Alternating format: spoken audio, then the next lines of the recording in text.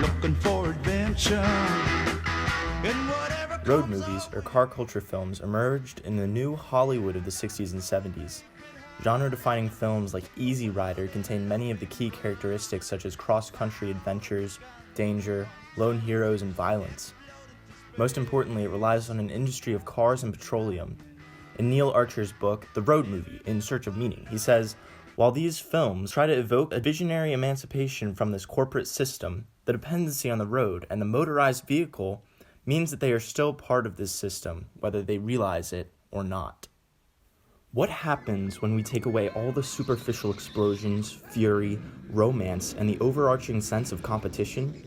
Let's go on a journey that sits comfortably behind the safety of a screen instead of the so-called comfort of the front seat, and put real life in the background of a charade. Two-Lane Blacktop is a car culture outlier whose revisions hold true through today's car culture films. Two-Lane Blacktop critiques the road movie genre's anti-environmentalism by providing a perspective that overlooks the sex, violence, and characters in the front seats.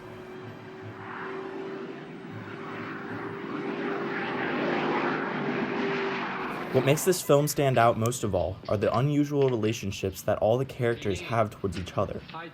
First of all, the two main characters aren't even played by actors.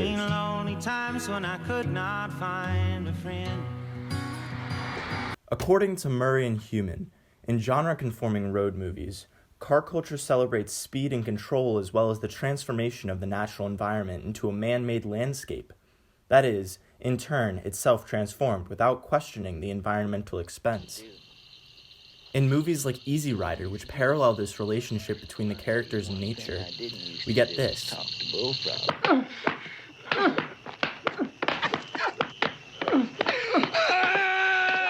In Two-Lane Blacktop, there's this.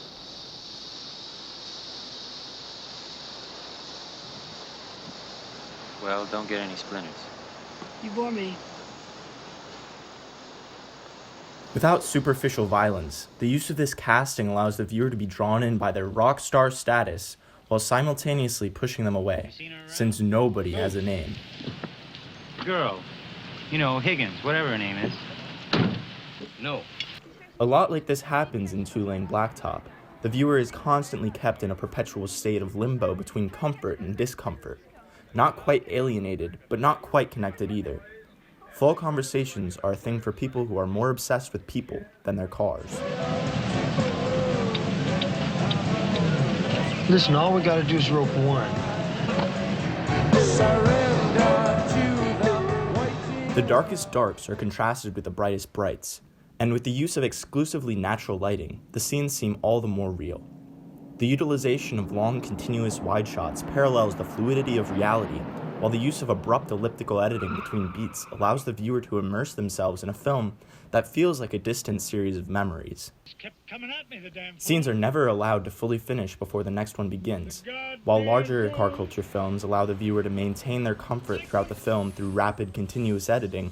Two-Lane Blacktop lets the viewer get comfortable for a second, then whips the rug out from underneath them saying, hey, maybe this movie feels real, but it's not. As long as we got time to grab off a quick piece every now and then. Oh, no. Forget I said that. I'm crazy about you. Instead of excellently choreographed car chases and crashes, put in excellently choreographed spectacles of people just being people.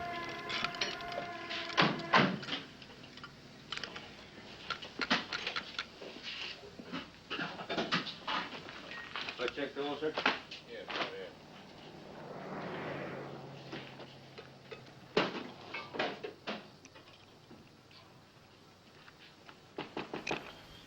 Instead of taking this background out with tight shots and quick editing like other car culture films, there's something so much larger.